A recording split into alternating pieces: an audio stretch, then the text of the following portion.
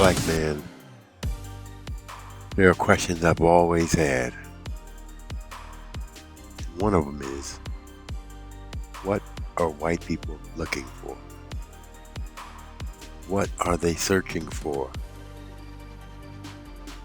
What is going on with the amount of money we spend looking for whatever they're looking for?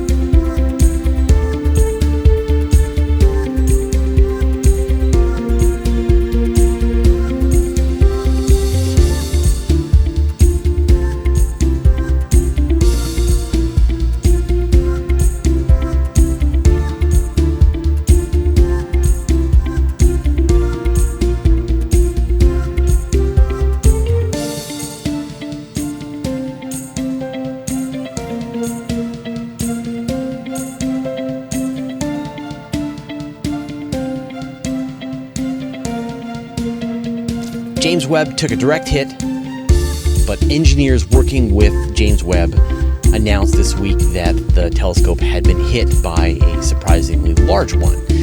Now, the impact happened sometime between May 23rd and the 25th, and they believe the particle was about 0.1 millimeter, which sounds small, 1/10 of a millimeter across, and yet that's fairly big for micrometeorite impacts.